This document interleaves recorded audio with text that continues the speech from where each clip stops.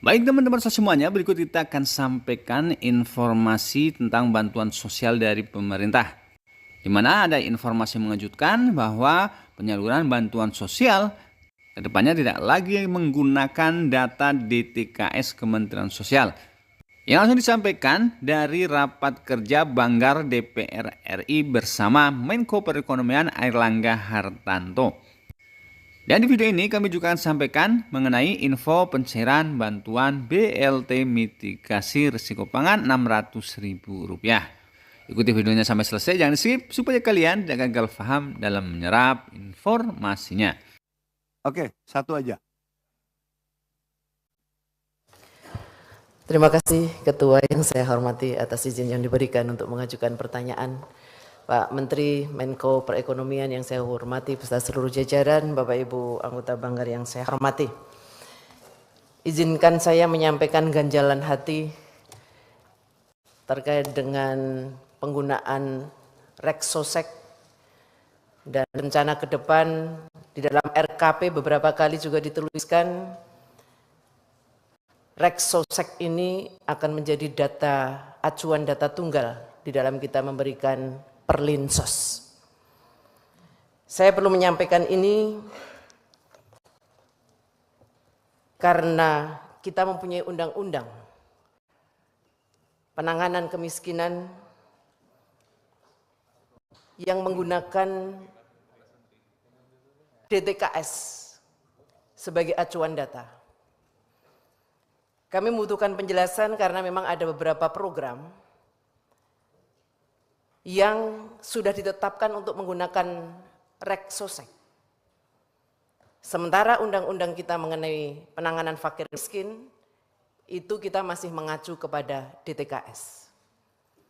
Artinya kalau kita bicara Reksosek, secara undang-undang itu belum ada. Inpres memang sudah ada, keputusan Presiden memang sudah ada. Tetapi kalau undang-undang terkait dengan Perlinsos dan penanganan kemiskinan, itu mengacunya adalah kepada DTKS. Contohnya adalah untuk beberapa program, untuk PKH 18,8 juta KPM, itu adalah DTKS.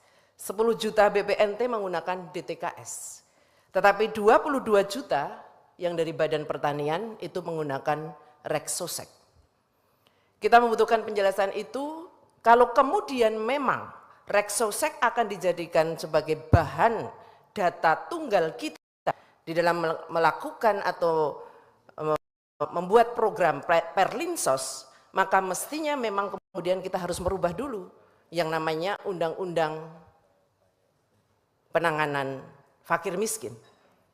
Sehingga untuk Reksosek itu bisa menjadi acuan bagi penanganan Perlinsos. Berikutnya, untuk penanganan Perlinsos ini, saya juga belum menyampaikan beberapa catatannya. Karena kalau dengan DTKS itu sudah muncul, bisa setiap bulan terjadi perubahan data. Tapi kalau Reksosek karena belum mempunyai landasan hukum, kalau sensus ekonomi kan 10 tahun kali. Nah kalau Reksosek ini apakah juga bisa menjadi sebuah data dinamis bergantung kepada kondisi KPM?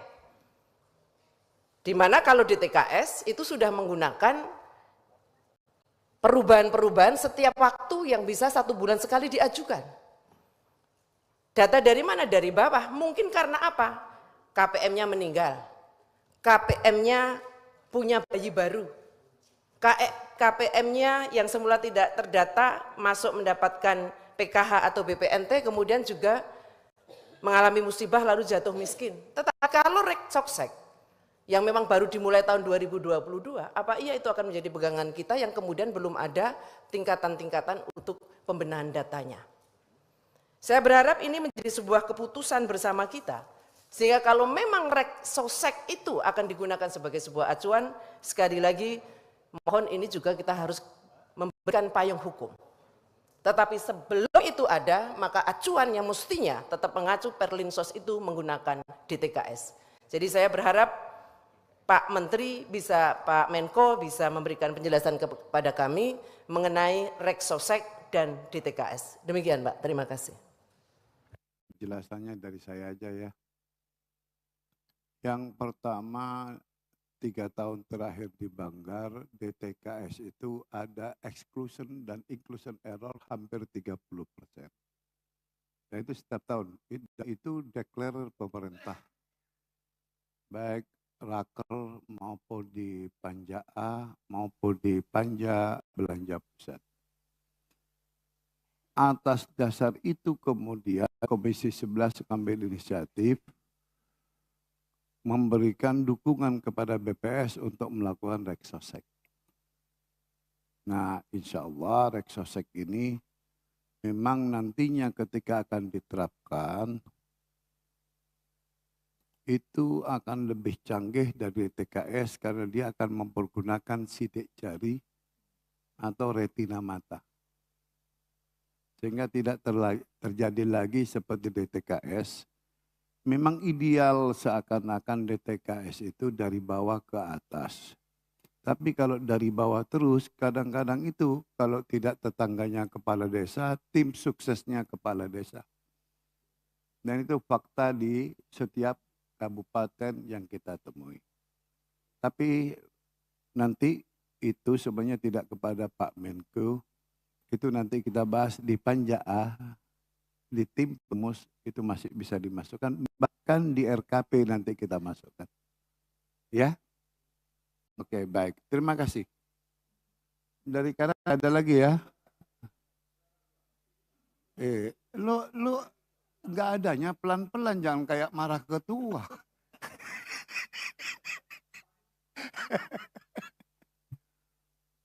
Baiklah Bapak Ibu sekalian, karena itu yang sudah kita sepakati bersama.